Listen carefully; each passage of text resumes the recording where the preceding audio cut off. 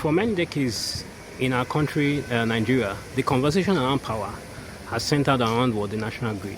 But for developers and manufacturers and for individuals like you and me, that the desire for power has been what like a promised word that never comes. In fact, in my area, we've been inundated by messages from the distribution company that covers my area that's talking about system collapses, here and there. I mean, I posted some of them here for you to see. So it's just an ISO. The power problem in our country is just an ISO. If Nigeria wants to move from third world to the first world, we must stop waiting for a total fix and start implementing localized power solutions. Now, what's the strategy? What we need beyond the national grid is industrial hubs and decentralized energy. To trigger immediate economic growth, we must create what I call islands of what productivity. And I want to discuss a bit about what this is all about. Now, when we talk about industrial clusters, it's popular in China. It's popular in China.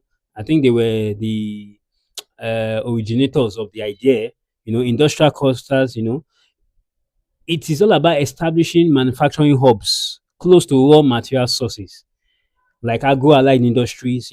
These hubs will not rely on national grid. These are hubs. Industrial clusters are like, when you have industries, you especially build industries close to where the raw materials are sited, and then you provide their own independent power supply.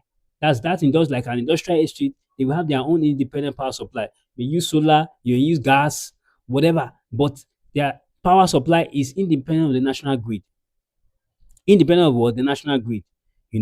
That's the industrial cluster. Now, in independent power generation, these clusters, they must have dedicated independent power setups, just like I said, using a mix of solar, wind, maybe water, waste to energy, and managed by capable foreign and also local what entities, who are experienced in this alternative power generation. Not like what certain governments in the past in Nigeria, what they did when they wanted to privatize NEPA. They sold, they unbundled NEPA into discos and sold them to people who had no little or no experience about power generation or power distribution or power transmission. They didn't have. And that's why we still have power problems today after almost 2 decades. After almost 2 decades. So these independent power sources or power generation will be handled by what experts, people who are foreign and local entities who what are experiencing what alternative power generation. In this in doing this, we don't need help. We don't need help. We don't need any assistance from those distribution companies and their problems. You know, because they have become a hidden-headed monster what in our country today. Now, the BOT model. By using the build, operate, transfer model, we can invite foreign investors to build these power plants. We want to go beyond the national grid. The national grid has been failing. It's been failing. It's been failing. We want to go beyond. We want to bypass it.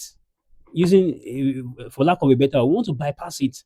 You know, invite foreign investors to build these power plants. They will run them efficiently for a set period. Under what we call build, operate, transfer. It just means that you invite a foreign entity, they will come to your country, build whatever it is they want them to build. They will run it, make their money back over a period of time, recoup their investment, and then hand that facility, hand it over to the government, either it's state or federal.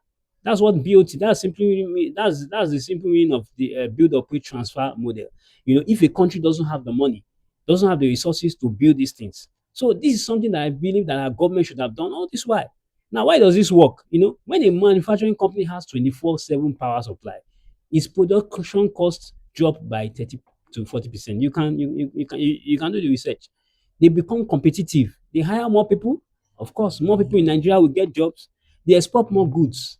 All these things will make Nigeria what better. When our exports increase, there will be less pressure on what foreign exchange. We will make more foreign exchange.